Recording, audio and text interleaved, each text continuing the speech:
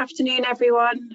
Hope you're all having a good day. Welcome to our May webinar, where we have lead security engineer Paul Jack, who's been with us here at Claranet for over 17 years now. And he'll be discussing endpoint detection and response. He'll be covering loads of different things, from the evolution of malware and high-profile security breaches right through to evaluating EDR solutions and also doing a live ransomware demo. As Paul goes through, please send any questions you have or would like answering using the chat box or the questions section, and we'll make sure that these are answered at the end. If we're short on time, we'll email them all around and as well, but should be all good. Won't waste any more of your time listening to me, so I'll pass you over to security engineer Paul and he'll kick things off. Thanks, everyone. Thanks, Georgie. Hi, everyone. Thanks for joining today. So we've got quite a lot of content to go through, so I'm gonna kick off straight away. And yeah, let's start the webinar by taking a look at how malware threats have evolved over the years and where we are today. So we're going to start in 1986, and although this wasn't the first computer virus ever invented, it was actually the first computer virus for the modern day PC as we know it, so the IBM style PC. A year later, in 1987, saw the first commercially available AV software. And by the end of that year, there were actually 6 AV solutions available to purchase. In that same year, an American computer scientist called Fred Cohen said that there is no algorithm that can perfectly detect all possible computer viruses. And as we go through this webinar today, guys, that's something that I really want you to keep in the forefront of your mind. Moving on to 1989, this was really the birth of ransomware as we know it. And the story goes that at the World Health Organization's AIDS conference in Stockholm, a biologist by the name of Joseph Popp distributed 20,000 floppy disks titled AIDS Information Introductory Diskettes. So after infecting the actual computer handed out to all of these attendees, the encryption would actually only occur after 90 reboots. So even back then in 1989, the ransomware attack was attempting to be really stealthy. And then in terms of payment, $189 was to be sent in cash to a PO box that Joseph Popp had actually created in Panama. So you know, how old school is that in terms of the first ransomware attack, sending actual cash to a PO box? Moving on to the year 2000, we had the love letter virus. So this really was the proof of concept really for a targeted social engineering attack. It utilised address books for its next victims, taking address books from you as the victim.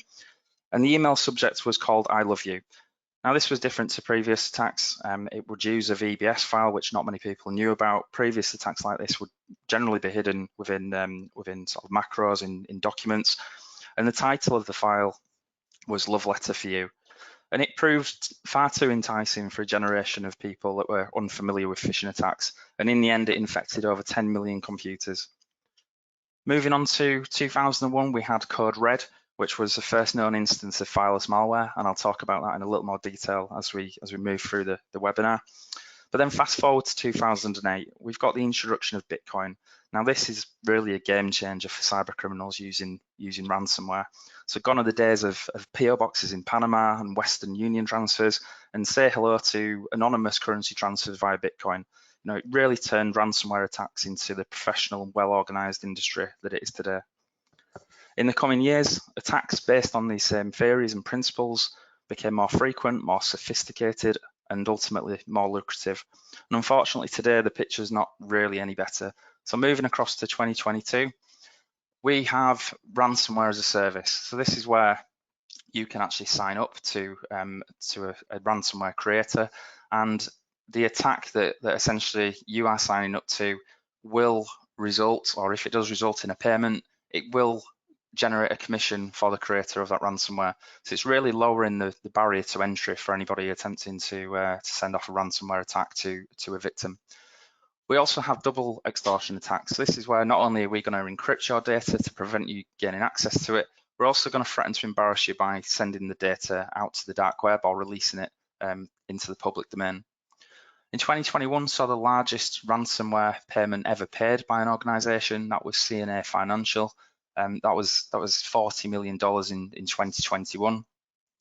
We also have initial access brokers. So these are the guys who hack into your network, create that initial access, and then sell it to anybody that wants to purchase that access, really. So making their job of gaining initial access into your network for something more sinister to happen for a price.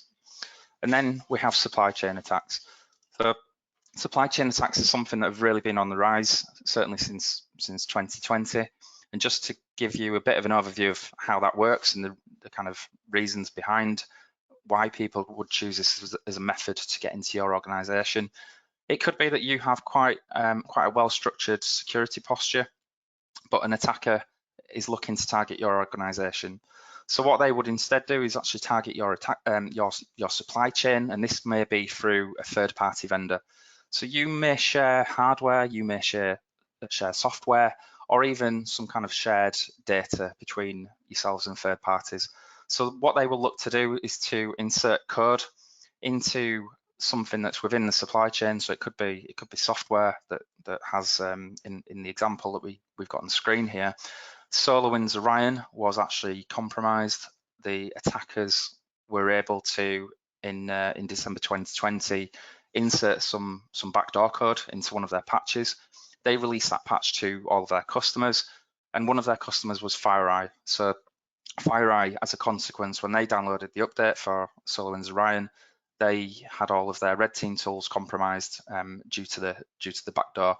And this is essentially how supply chain attacks work. They will target the weakest link within your supply chain, and it's extremely difficult to defend against because you've got to vet and you've got to hope that the supply of systems into your organization have not been compromised at this level. Okay, so another thing that we want to just highlight at this stage is Fireless malware. So this is another technique which is widely used, and it's quite a dangerous threat, really, in terms of defending against it. And if you're not familiar with Fireless malware, essentially the way it works is for a user to click on a spam link in an email, so a general type of phishing attack, that would launch a website which might be utilizing Flash Player. On the local machine, Flash Player may have a vulnerability, and that vulnerability would then be exploitable. From that point, shellcode from the exploit can load up PowerShell, and from there we have a command line making it available to download and execute into the memory only of the machine a payload. So the payload can then download into memory. It can be, as per the example on the screen, something like Mimikatz, and that's where the damage can be done. So that could be exfiltration or anything like that. That's obviously going to pose a risk to your organization. Now, the key thing about Fireless malware and why it's so difficult to defend against, because it's fileless, it's actually 10 times more likely to succeed versus your common file-based attacks, and that's because it's stealthy. It's going to abuse the trust model, so the trust model of giving users access to email, giving Flash Player installation onto the end user machine or any other application that you guys trust, and also system admin tools that exist anyway, such as PowerShell. And it's extremely difficult to detect because where the key goings on will kind of happen will be within memory. So it's not actually writing anything to disk. So if you don't have any system that's looking at disk, then you may not be able to see what's executing within the memory. And then as well, because it's happening in memory, it leaves no footprint. Once the device is rebooted, all information that was stored in memory will be lost. You may find that malware like this may leave some kind of persistence through a scheduled task or a registry key change, but generally all tracks will have gone once we get to that point. So looking at a couple of high-profile ransomware attacks in recent years, I've used these examples for a specific reason. So if we look at SEPA, which is the Scottish Environmental Protection Agency, they suffered a ransomware attack in 2020, and if you look at the date, this was the 24th of December 2020. So the attack started on Christmas Eve. The attackers were the Conti group, and clearly they've decided to choose that time because they were hoping that maybe skeleton staff were on within the internal security team. But the result of this ransomware attack was that the cybersecurity playbooks of the organization were actually encrypted, and the CEO advised that the recovery of all of the IT systems, so this is getting the last device that's been encrypted and all of the data back online, could take up to 24 months, which is a huge amount of time in lost production. The attack itself was a double extortion attack, and commercial data was actually published to the dark web. Now, this was particularly embarrassing because it included details of staff grievances through private emails with HR. Another example of the impact of a ransomware attack was the Colonial Pipeline Company in May 2021. So these guys are responsible for shipping fuel around the east coast of the US, and it wasn't the actual pipeline that was compromised, it was the billing system. So they were left as an organization unable to bill customers, which led to the shutdown and eventually led to panic buying of fuel shortages, and even to the point where planes had to be diverted to other areas to refuel. In the end, a $4.4 million ransom was paid, which really shows the impact that these attacks can have. Another thing to look at and to think about really is, who are these cyber criminals? Who are the masterminds that we're up against? Is it Russian or Chinese state-sponsored groups? Well, earlier this year, it was reported that NVIDIA were hacked by a particular group. They had data that was encrypted. They had confidential information and even code signing request certificates stolen, and that was from a group called Lapsus. So Lapsus were originally thought to be based in South America, but as it turned out earlier this year, following some arrests, it was actually a gang of, or part of the Lapsus group was a gang of 21 ranging down to 16-year-olds in the UK. So one of the gang members, who was 16, was arrested in Oxford, as the article on the right-hand side from the BBC shows. And he, in his career, had amassed $14 million worth of Bitcoin. And during that time, his parents just believed that he was actually playing on computer games. Some of the other organisations that gang had been responsible for causing havoc with and breaching includes, some of the big names at the bottom there. So we've got Vodafone, Microsoft, and Samsung. So it's not always state-funded groups that we're up against. It's people with particular skills and the motivation to do so. So if the worst were to happen to your organisation, and this is where I want you guys to think about how you would specifically respond. If ransomware affected one computer, if it infected 10 devices, 100, 1,000, I want you guys to think about how your response would change. Would it be the same? Or what would you actually be looking to do? And certainly in the areas of preventing further propagation, how are you going to isolate those devices, whether it be 1, 10, 100, 1,000? Are you running around disconnecting network cables? Do you have some kind of system that you can use to remotely sever the connection? And then looking at the recovery process, what does that look like for you? And does it change the higher number of devices which are encrypted with ransomware? Do you pay the ransom? Do you reinstall the device manually? Do you look to maybe use a third-party backup system that you have, which would no doubtedly add time to the process? Do you use a knowledge base article like the one that Sophos provided previously on the right-hand side there? Or do you use ransomware decryption tools found on the web, which obviously there's no guarantee that those are going to work, and no guarantee that you're going to get your data back. And then once everything's done with and you're back online, and the amount of time it took you to restore everything, are you then in a position where you can carry out the root cause analysis? Do you have, thinking about your situation right now, do you have all the metadata to hand to actually carry out and learn those lessons of what actually happened during that attack?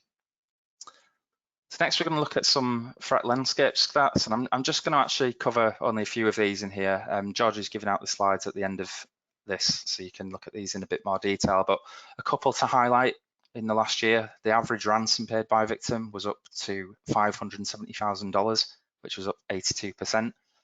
And this one's key really. So the average amount of downtime a company experiences after a ransomware attack is 21 days. So that's again to get every single system back online, and the loss in production time up until that point. And then the UK was the second highest victim of ransomware attacks in the world, only behind America, more likely due to the number of financial institutions that we have. Moving over to the right-hand side, I just want to draw your attention to this stat really. So this is the breach method breakdown as the threat landscape looks today.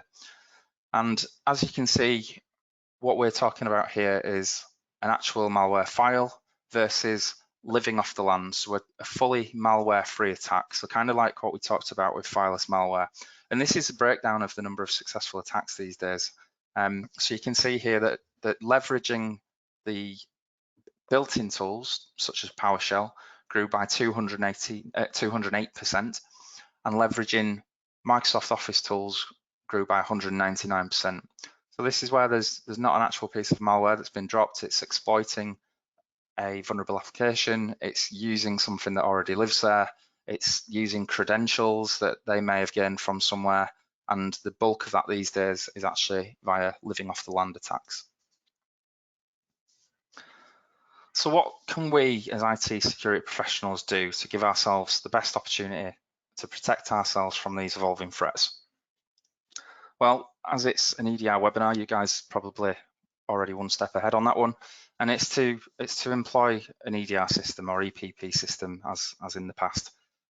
But just before we go into that, what I want to do is just highlight kind of the history of how this market has evolved.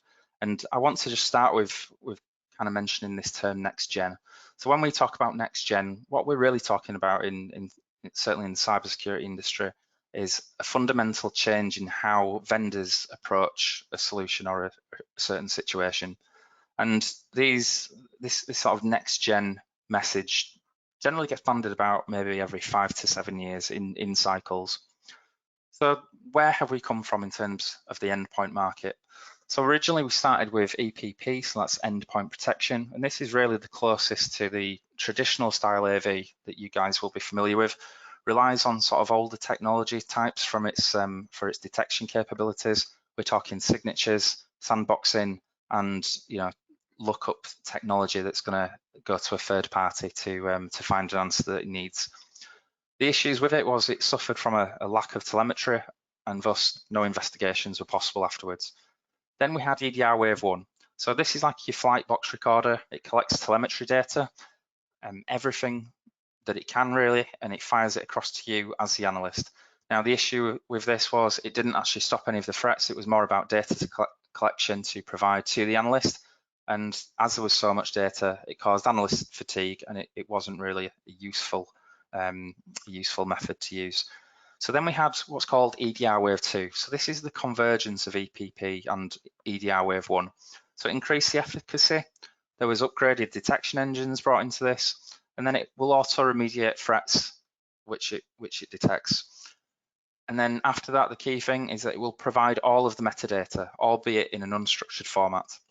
So when we talk about next gen and we talk about the solutions of today, what we're really saying is we're moving across from this side of the screen and we're moving up to here. So in terms of what's next and what's on the radar now, we have this term active EDR. So this is where you have everything from EDR Wave 2, but you've also got a joined up and contextualized metadata system. So what we mean by that is it's not just taking everything that it sees, it's then trying to enrich that data. It's trying to enrich it with intelligence. It's trying to show you what the technique is of a hacker, and it's also trying to or is allowing the systems to react based on that enriched data as well. On top of that, we've got systems that apply active EDR advanced, which is everything from active EDR, but it gives you a nice interface to carry out threat hunting so that the analyst can then use this contextualized data to further their investigations. And then finally, we have the buzzword of today, so that's XDR. So that's where we take everything that you have from above, but you're also extending the coverage across to switches, routers, firewalls, everything that lives in cloud to give you fully extended detection and response. So that's essentially MDR plus EDR equals XDR. Okay, so we've introduced this term active EDR in the last slide, and we mentioned that it provides contextualized data for better decision making.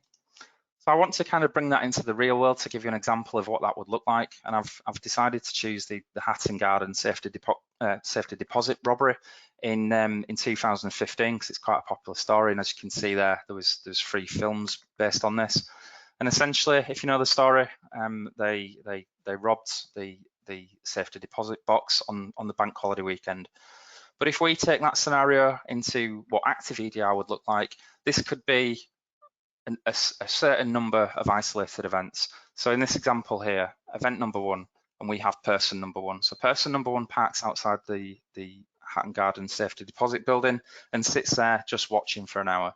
Event number 2 is that a second person arrives by bus, walks around the perimeter of the building and takes some photos.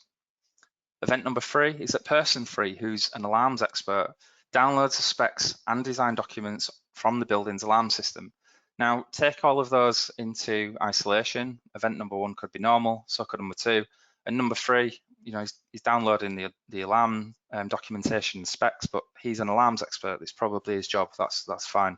But you add event number 4 and bring some context to all of these isolated events, and they all meet up for a pint in the pub together. So the likelihood is that if you join these events together, this actually looks like reconnaissance.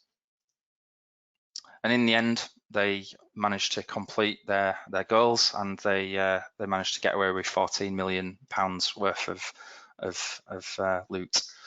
So back to cybersecurity world. So how does active EDR actually look in the world of cybersecurity? So this could be a macro-enabled spreadsheet, for example. So we can, as event number 1, open up the spreadsheet, enable the macro, which not all macros are bad. Some have useful tasks like updating the currency exchange rate. And then event number 3 is that the macro launches PowerShell. And then we have event number 4, PowerShell downloads and executes a payload to memory. So if you add all of those together and you change them from being simply isolated events, certainly when you get to event number 3 and number 4, that's not behaving in the standard way that you would expect even a macro-enabled spreadsheet to act. And when we're talking about active EDR and joining up and enriching the data that we're able to pull from an EDR system, we talk about what's on the right-hand side of the screen now. So this is information from the Mitre attack framework, and through looking into the individual actions that have happened and using the active EDR function, cross-referencing that with the technique information from the Mitre attack framework, we have some fully enriched data that's really useful for a defender and a defender solution to use. So the final thing on this would be, what would happen if the investigating officer of the robbery had this type of real-time information to hand? Well, the likelihood is that the robbery would have been stopped in progress and it wouldn't have got as far as gaining access into the vault. Okay, so far we've looked at how malware threats have evolved, 2 of the most disruptive malware, and how they've affected organizations in recent years. We've also looked at the different types of endpoint technologies we have available. But next, what we're going to do is we're going to look at how we should actually go about evaluating an endpoint product. And this needs to be to ensure that we don't become the next high-profile victim. So this, as you can see in front of you, is the endpoint market. We need an endpoint solution to protect ourselves. And if you, for example, have the requirement to implement a solution for meeting an auditor's requirements, then you can simply pick any one of these vendors on this screen, because they will all be classed as Endpoint Protection EDR, and they will all cater for that job. But that's not really how we should be evaluating. We should really be looking into the technology that's within these products. So what we'll do is we'll start by looking at what's under the hood. And we're going to look at some, what we would say, legacy detection methods now. and we're going to start with signatures. So some where we kind of call legacy solutions these days will be reliant on this type of detection technology. And just to give you an example, and as I mentioned before, Georgie's handed out the slides at the end of this, so you can look at these in a bit more detail afterwards.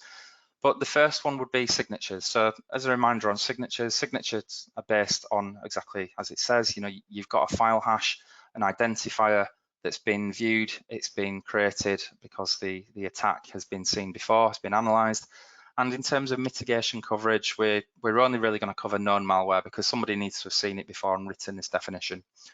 From a weakness point of view, unknown or zero-day malware just isn't gonna cut it. Polymorphism certainly isn't, because that's where you have a single piece of malware that changes its structure every time. It could add additional files to itself, and as it propagates. So then the signature is invalid. APT is certainly fileless malware, and then the other weakness of the system is that it requires constant updating as well through signature updates. Application whitelisting, you can see on there the prevention techniques and mitigation coverage that it has. But to jump to the weaknesses, as we talked about with fileless malware, you can whitelist an application to run on your network, but if it's vulnerable to an attack, it can be exploited and then used for further malicious activities. So more of the living off the land style attacks. Sandboxing, again, that's another technology. It's going to speed up time in the cloud. It's going to come back to you a few minutes later and give you an answer. And that's really the problem with systems like that. Mitigation delays, and it's not practical for live web browsing based work, although it is more practical for email systems that can have a delay. I'm not going to go into the other two because, as I say, you guys can have a look at that in more detail, but that's just an example of what we would say a legacy style engine these days. So now let's look at what we would kind of consider to be next gen. And this is really where vendors are moving across, and that's in AI and machine learning. So AI or machine learning is defined as a trained computer model used to arrive at conclusions based on data from decisions made in the past. So what does that mean? Well, if we look at the model here, this is exactly what we're looking to train. And how do we train that model? So in a snapshot, we take hundreds of thousands, if not millions, of malicious files. We extract the features of those malicious files and we place that through this trained model. We then take, again, a mass of benign files, we extract the features from those, and we push that through that model, and we train that model with the ability to detect what are the characteristics and what are the features of a benign file that's going to be legitimate for us. And then when it comes to live production, we switch that around. So we have a file that's on the end user machine. We start extracting those features and then we run it through the model. And then the model will determine whether the features it's found are malicious or whether actually the features it's found are classed as benign.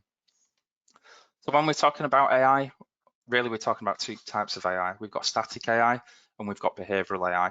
So starting with static AI, the model that I've used here is a random forest model, which is used in many AI systems. And what you can see on the left-hand side is what's called a decision tree. Now, this is a very crude example. So if you're a full-time CISO, part-time vet, please don't shoot me down for this one. But what we're going to use here is an example using cats and dogs. So with static AI, what we're really talking about is a snapshot. It's what you can see from the outside on something that's not moving. So that's why we're talking about images.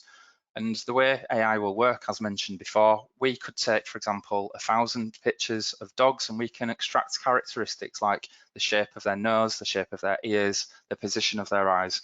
And we can do the same with a cat. We can say the shape of the nose, mouth, ears, etc. And what you would hope is with that computer model, you can run a new image through and the system will be able to determine whether that is a cat or a dog. So if we look at a decision tree and how that works, we'll start with has 4 legs equals false, has wings, true.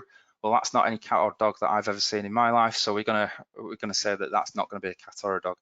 Moving across to the left, has 4 legs, true, has sharp claws, true, has lower than 100 million olfactory receptors, and this is essentially the sense of smell. So at this point, it's going to be 1% chance a dog and 99% chance that that's going to be a cat. And the reason for that is because dogs have over 300 million and cats have around 50 million. So unless there's something wrong there with your 1% chance, that's going to be the reason for that. So that's what we're looking at. We're looking at physical characteristics without any real movement. Then when we look to behavioral AI, which is the most powerful type of AI, this is where we're actually looking at, what does it do? How does it react? And in this example, we're using real life animals. So, what are they actually doing physically? So if we look at this example here, moves from the right-hand side there. Does it love you? False. Does it bite you? True. Well, 97% chance on that one that it's going to be a cat over a dog. And don't worry, guys, I've got a cat as well. But as certain behavioural characteristics go, that is the likelihood versus a dog that it's going to be a cat. Moving across to the right-hand side, does it love you? True. Does it find objects through sense of smell? True. Does it attack without warning? And again, you get the probable outcome from the system. So if we just look at the two methods, so static AI versus behavioral AI from an advantages and disadvantages point of view, with static AI, the outcome is predetermined at the pre-execution stage. So again, it doesn't reliably determine behavior. It doesn't detect what happens in memory. And because of that, it's less likely to detect sort of novel and zero-day threats. You've got to think about it this way. It's easier for an attacker to develop some countermeasures where they're changing what a file looks like versus the actual behavior once it's executed.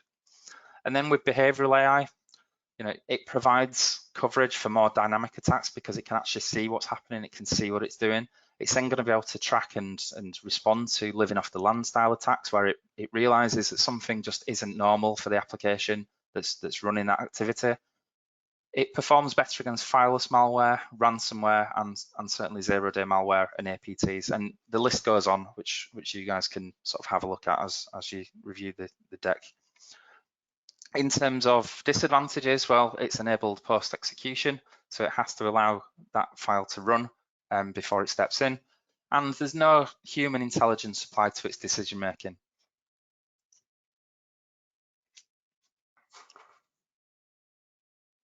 Okay, so another consideration to look at is the detection methods. So when we think about the detection methods, we need to think about what can the solution actually see.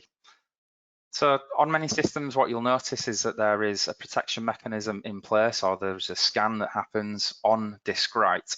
So with a disk write system, it's only actually going to be analysing files that are written to disk. It's not going to be able to see what's happening in memory in the case of Fireless malware attacks or any type of script-based file execution. Then we have the method called process injection. So what's this? Well, it's pretty much exactly as it sounds. It's the EDR EPP system tying itself into every process on the machine. So even if you have something that's executing in memory, there's still going to be a process that's driving that. So that's why it's a better system to have, and that's why it's going to give you more analytical details to work with as well. So the other thing that this will do is it can provide a linked process of the metadata. So it can link all the metadata information together from the different processes. So when process 1 creates process 2 talks to process 3 carries out a certain command, it's going to be able to see that, and it can give you that in your analysis. And then the other point from a visibility point of view is, does the system that you have provide the ability to carry out threat hunting? So this is another visibility technique needed, and this is to allow humans to manually look for living off the land attacks, things that the AI models or the legacy detection engines just haven't been able to see. And this should really be provided through a nice GUI. Other considerations we should think about when analysing these products is, will the product actually require lots of configuration changes post-deployment? And that's to perform at its full capability. So what we talk about there is visibility. You've got to be able to see everything that's happening on the endpoint to be able to do anything about it.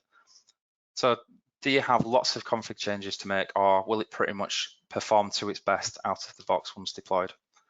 And then we have agent autonomy. So this is another consideration.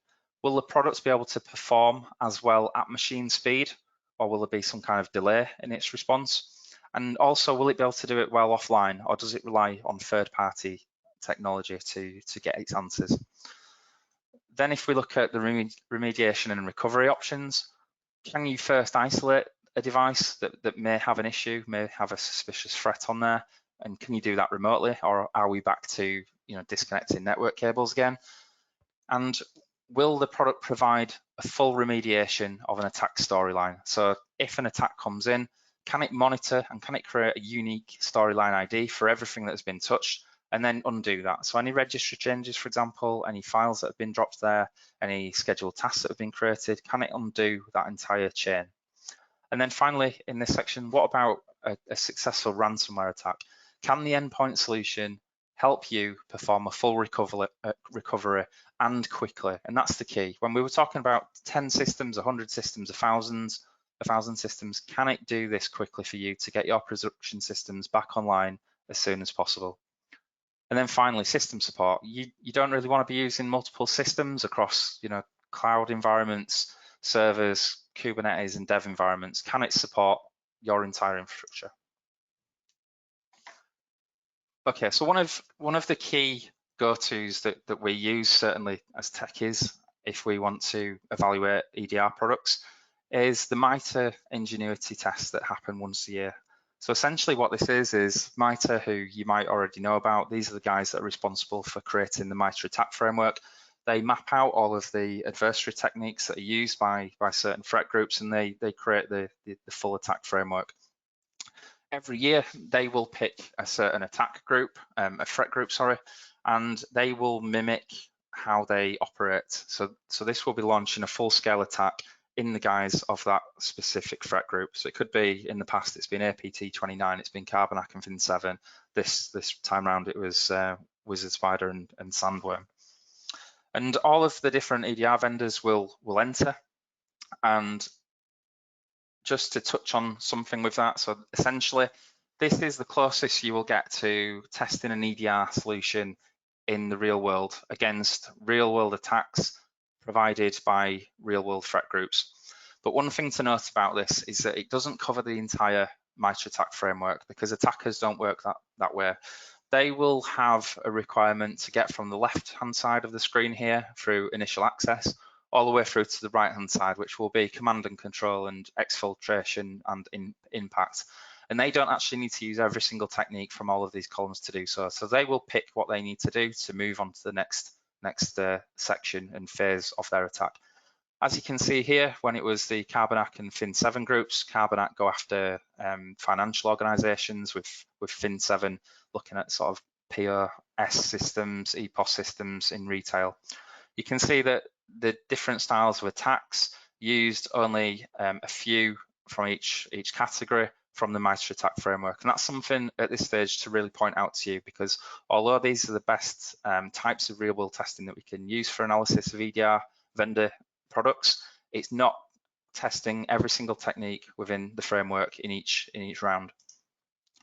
So an example of that would be to kind of say, well, in APT29 in 2019, account discovery wasn't used, but in the following two tests, account discovery was one of the techniques which were employed by the attacks. In the next round, we can see that application window discovery wasn't used by APT29, but it was in the Fin7 and Carbonac, and it wasn't again in the most recent tests that we've had.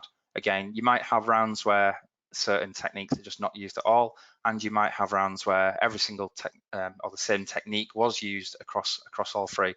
So it's really important to have that level of consistency when you're choosing an EDR vendor, and certainly when you're looking at the Mitre attack test results as well.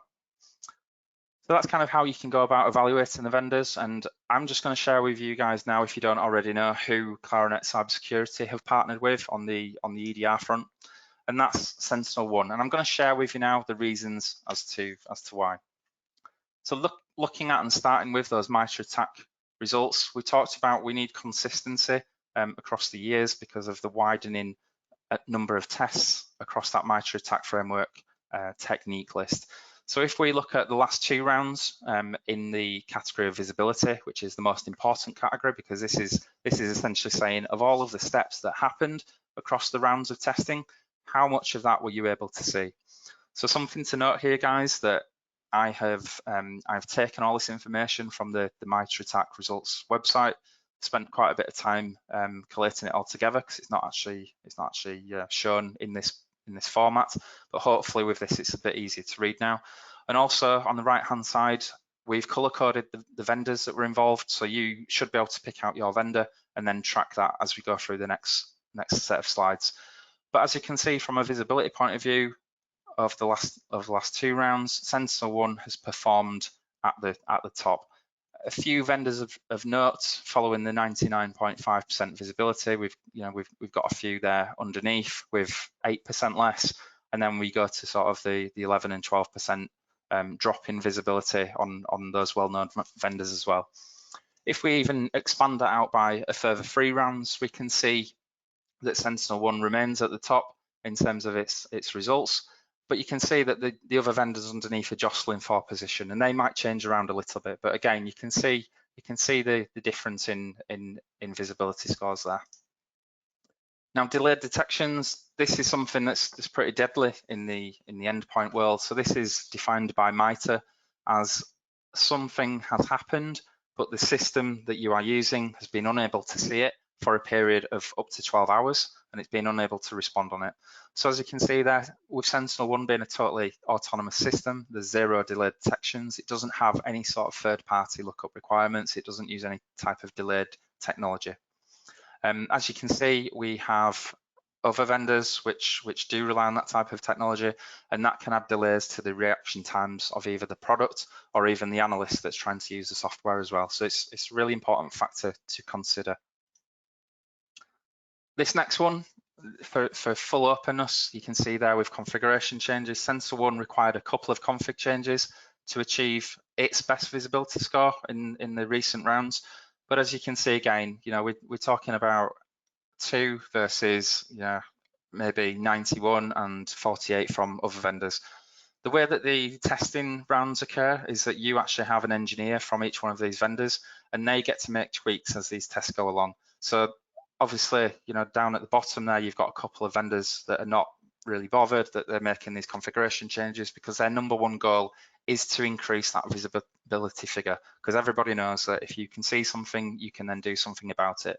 But the flip side of this when evaluating technology is, do you want to have to make that many configuration changes to a product, or do you want to keep that to the minimal? And even if we look at VMware and Paolo, we know that even with no changes, their visibility score was down at 85%. So there's a lot of blind spots in that. So the kind of compromise and the trade-off is there for all to see. Now we move on to analytic detection coverage. Now this is something that's extremely important, and this is where we're essentially taking every single activity that we saw, and we're providing the active EDR response. So we're enriching the data, we're cross-referencing it with the Mitre attack framework, and we're able to then chain together these events and provide not only the technology, but the analysts using the software the best information possible to make their next decisions. So again, over a 2-year period, we can see what's going on with the purple at the top. 95% of all the steps taken across the 2 rounds were able to be provided with that analytic detection coverage. They were able to show either the tactic or the technique that was taken within those steps and chain those together to create a storyline. And as you can see, this is the type of information that people really need to react upon when dealing with a threat.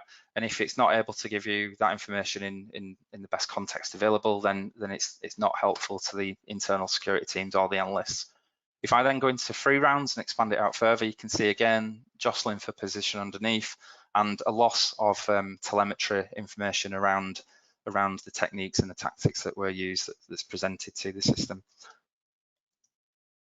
So how does that look in terms of the storyline tracking? So with Sentinel 1, this was actually from their Carbonate tests, and step number 13 carried out these individual steps here.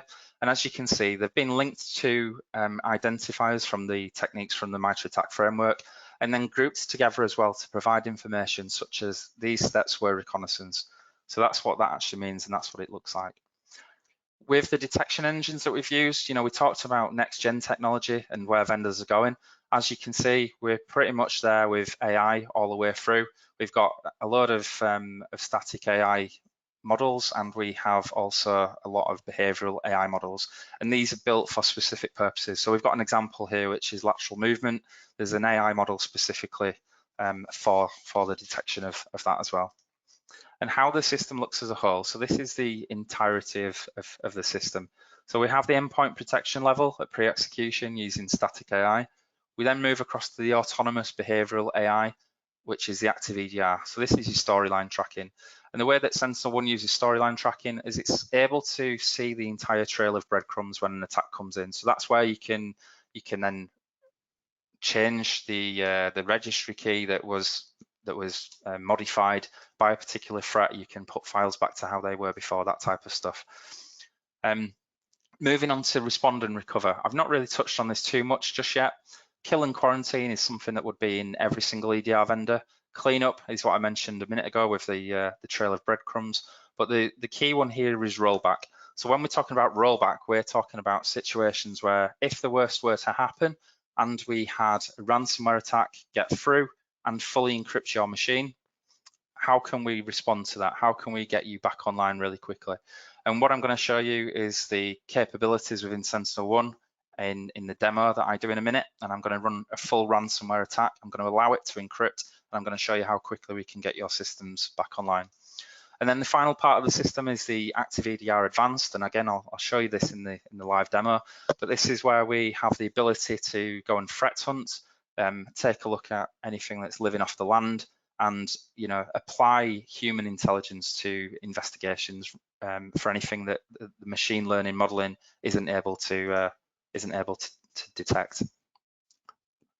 In terms of the architecture with Sentinel-1, it's as you'd expect these days. It's a cloud management console with an agent deployed.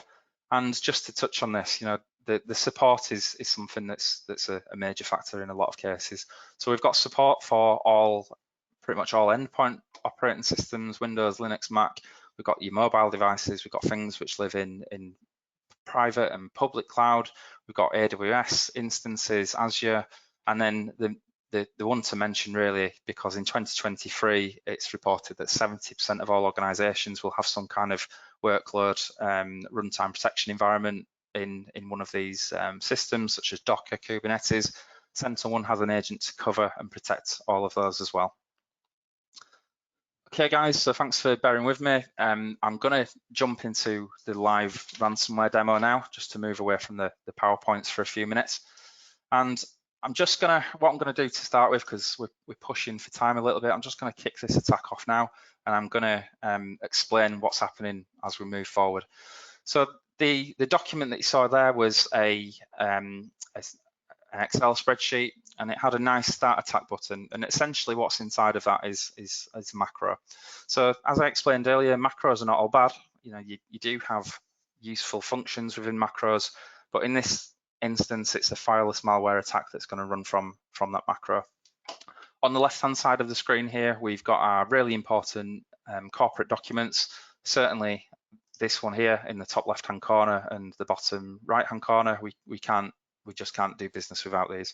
And then we've got some other PDFs along the way as well. I'm just going to now switch across to the Sentinel-1 console, which RDP has decided it's going to move my windows around. So let me just try and get that back up there. There we go. And this is the Sentinel-1 console. So you saw straight away when I ran the attack, it instantly detected that there was suspicious activity going on. So if I move across to the Sentinel-1 config screen, what you can see is I've allowed this attack to actually complete. I've turned off the protection mechanism because I just want to show you guys what Sentinel-1 can see when responding to this type of attack. The other thing to be aware of is this rollback function, which is what I'm going to show you. And this utilizes Windows VSS shadow copies. So that might be a function you're aware of within Windows at the moment. And Sentinel-1 creates itself as a VSS shadow copy writer and protector. So it can create its own shadow copies. And if it detects suspicious activity, it can actually increase the number of shadow copies that it's generating as well. So it will protect its own shadow copies. So in the result, or in the instance that there's a ransomware attack, it can restore the data for you through the console, as I'm going to show you now. Just on the visibility front, I'm going to show you, this is the function called deep visibility, which is what I'll show you in a second. But here's the telemetry data that I was talking about. So we can see everything from, collected process information all the way through to connections that have been made from the processes. So you could see a connection being made from a process directly to the internet and a payload being downloaded, for example. And that's what helps analysts carry out their investigations. Okay, so I'm going to move across now to the incidents panel. And as you can see there, we've got the malicious threat. So once in there, we can see all of the information about the device that was infected. And on the right-hand side, this is the key part really. So this is where we're talking about the enriched data. And this is where we're saying this is going to be cross-referenced with the Mitre attack framework so that the technology itself can make correct decisions. So, we don't want false positives. We don't want to shut down business applications that are legitimate. What we want to be doing is making intelligent decisions to support business at the same time as protecting our applications and our user environments. So what would have happened here is at the very beginning of this attack, the first few matches from the Mitre attack framework would have been posted on this right-hand side. And at that point, the threat would have been known as suspicious. And then as the threat actually continues in its activities, we have more enriched data and enriched information for your SOC analyst team or an external SOC team to use. And also the technology would be using that as well. So if I then move across into the explore function, we can see, the timeline function, we can see that originally this was a threat status of suspicious. And then as the threat evolved, that's when the confidence level increased and it went to malicious. So in the real world, as soon as this hits malicious, then it would have been dealt with by Sentinel-1, and it wouldn't have allowed any of the further techniques to be executed on that device. So essentially it's going to get stopped down here, but for the purpose of this, we want it to run. Once it gets to the point where it's got enough intel to say that this is actually malicious, that's when the automated system would kick in. Now, just to show you guys how we can use the deep visibility function, this is the process explorer. So this is where we can go in and we can say, okay, the Excel spreadsheet that I was using, soffice.bin, what did it do? And then we can see the command line, and this is where it's kicking off the Fireless malware attack. We can then go to the forfiles.exe and we can see what that's done as well. But then we can expand this out and we can start investigating the entire chain of events that spawned from here. So I'm going to try and just load a few of these up, and because the attack is still going on, this actually will increase as we go through this. So I just want to see if I can find something really useful to show you guys.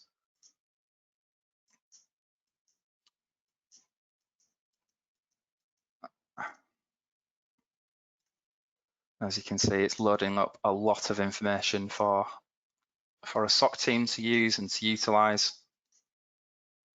There we go, that's the one I was looking for. And if we expand this out, the first thing that you can see there is the vssadmin.exe. And as all malware, I would have said good malware, but there's no good malware. As all malware will do these days, certainly ransomware, it's going to attempt to delete the shadow copies off the system. So if you've got any existing shadow copies that you guys manage, it's going to attempt to delete those first. You can also see here, it's trying to clear its tracks, it's trying to clear the security logs, it's trying to also clear the application logs as well. And that's the type of intel that the teams using Sentinel-1 can go and investigate. Okay, so back to the actual threat. If I try and minimize this now, there we go. We can see in the background that we've now lost access to our documents.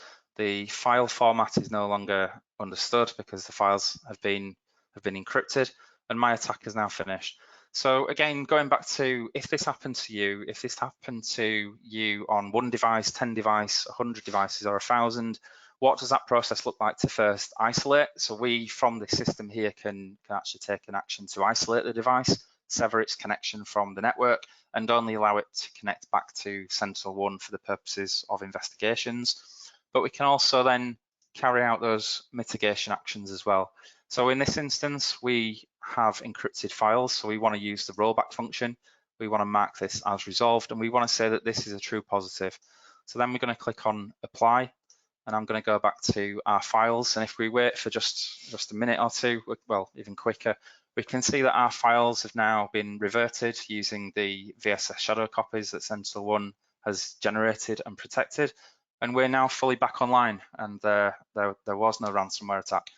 Okay, so that's how you can actually get back to production stages extremely quickly using the power of Sentinel-1.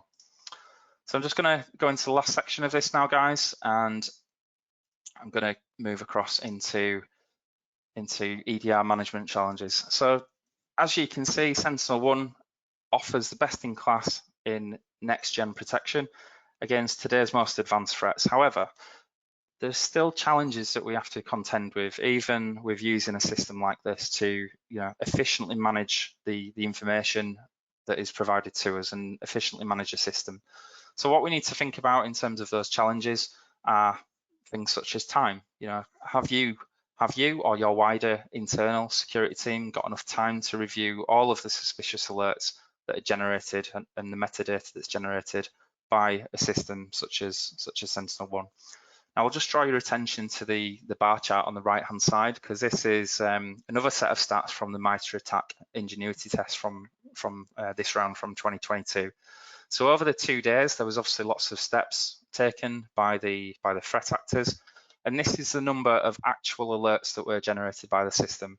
So as I've just shown you in the demo, Sentinel-1 generated one alert for me, and it was able to chain together exactly what was going on. It was able to enrich that information, chain it together, and tell me that full story.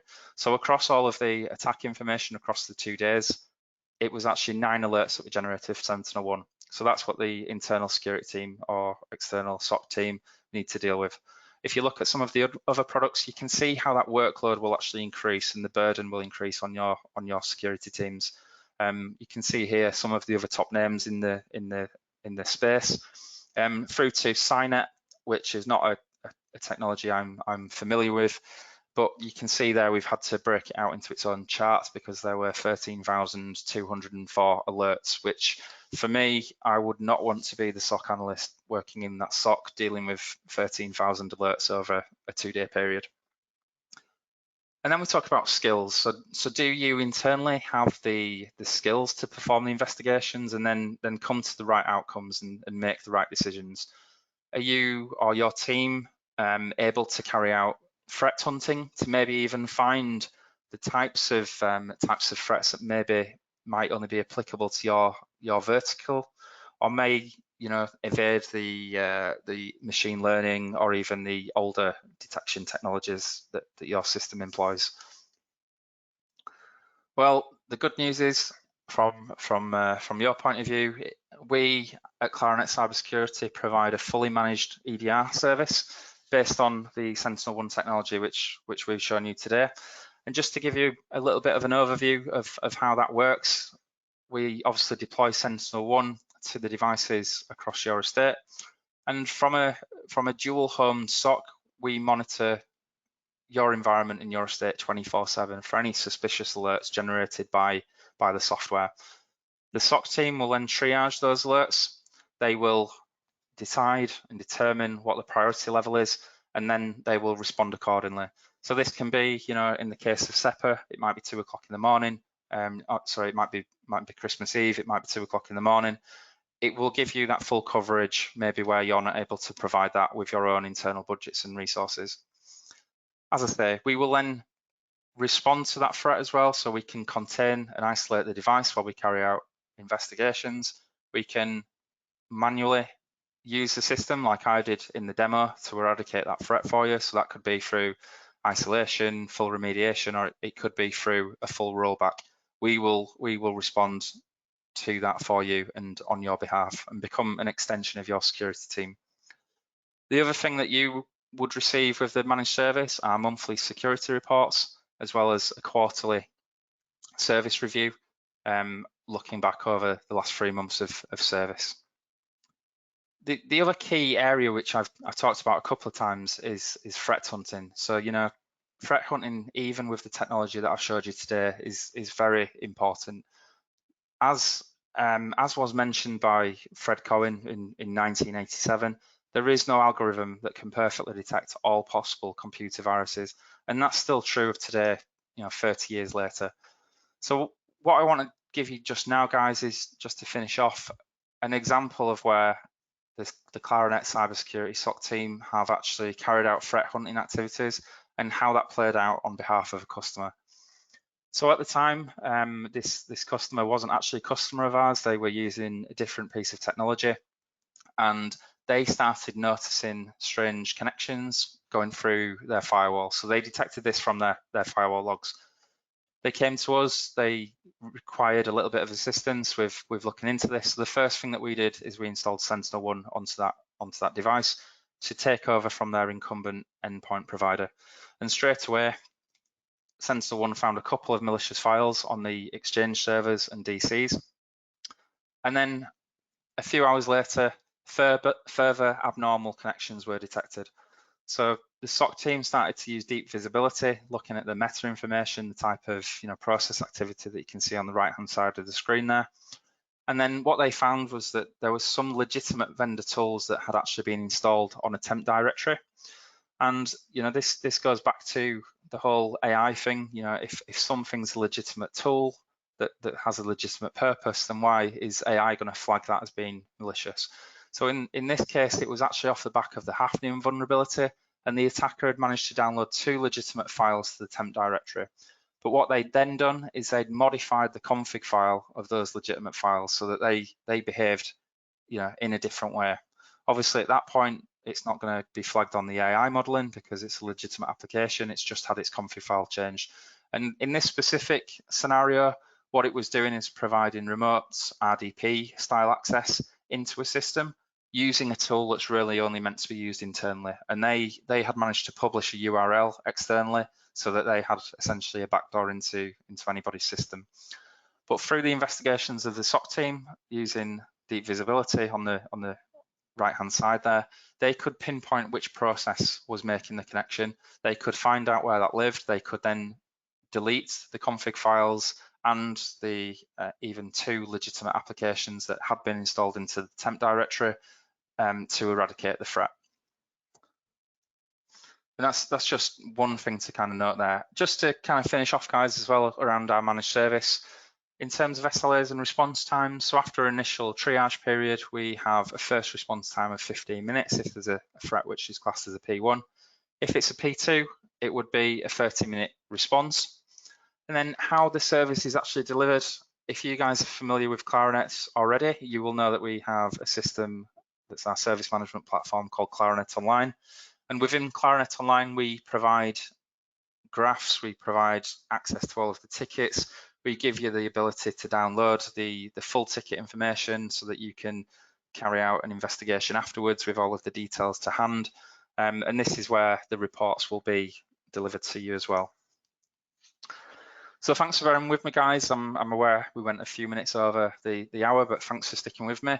The final thing I'd just like to offer everybody on this call is a 30-day free trial of Sentinel, and not only a free trial of the technology, but we also actually want to offer a 30-day free trial of our SOC as well. So that's eyes and ears over your estate using Sentinel for a full 30 days, because we're very confident in the technology. We're very confident in our SOC services that we provide, that we can save you money and provide better technology than what you maybe have implemented right now. So we'd like to, after this call, reach out to you guys and offer that up as a free POC. That's it from me. I will pass back to Georgie now.